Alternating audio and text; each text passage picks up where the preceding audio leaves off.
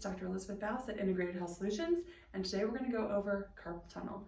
So going over carpal tunnel is just a tunnel in the wrist that you have your median nerve go through there, as well as some vessels and some ligaments and tendons that make your hand move.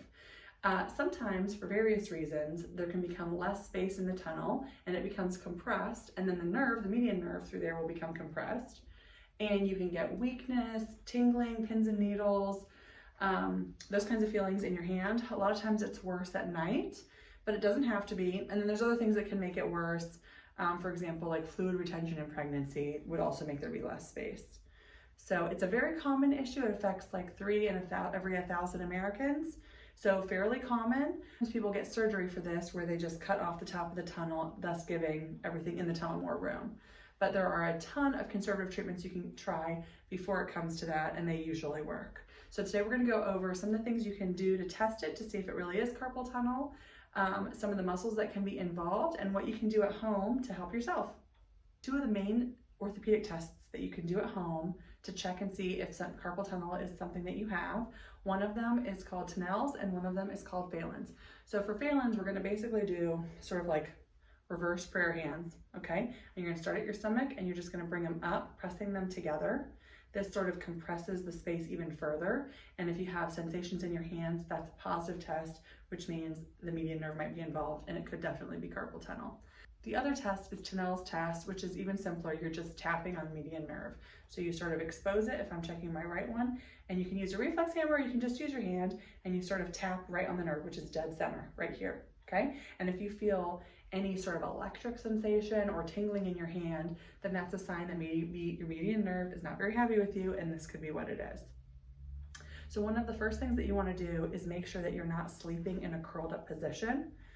Some people will get splints to keep their wrists straight. You can do that if you like, but just keeping yourself from sleeping all curled up is usually very helpful, so don't set up like that when you go to sleep. Another thing that you can do is check with your forearm, the front side and the back side, for tight muscles. A lot of times you'll have really tight muscles in there, and you can even go up into your shoulder and your pec here, and anything that you feel that's really tight, use a lacrosse ball, do stretches, you can use a massage gun, and release some of that tissue, and it will help release the tension all the way down. There's sort of a reason why the nerve is irritated in the first place. A lot of times it's an overuse injury. Sometimes it can be overused with like a mechanical part of your job, like if you use something that vibrates for work, or frequently like a drill or a jackhammer or any kinds of equipment that vibrates, it is very easy to get that irritated with that kind of work. So anything you can do to change how much you're using that equipment, or to make sure that you have a neutral wrist when you're using it, like if you were using something and you were kind of curled up, like a drill and your hand was curled up, that would be sort of the worst case scenario. You'd want to do it a little bit more open so that the nerve wasn't so irritated. You can also work on looking at some of your daily actions and seeing if there's anything very repetitive that you think might be irritating it.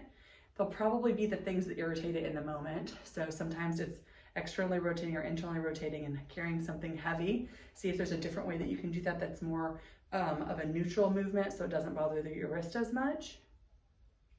So those are all ways that you can help yourself, especially the muscle work.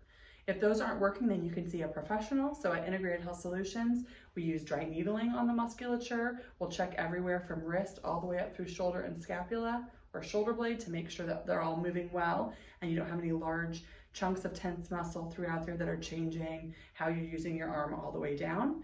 We'll screen those out, we'll do muscle work, we'll change functional rehab, we'll do some exercises to change like sort of how you're moving. We'll even go over, what exactly the movements of your job are and see if there's anything we can optimize so it doesn't keep bothering you, so that your work doesn't keep exacerbating the issue if that's the reason why.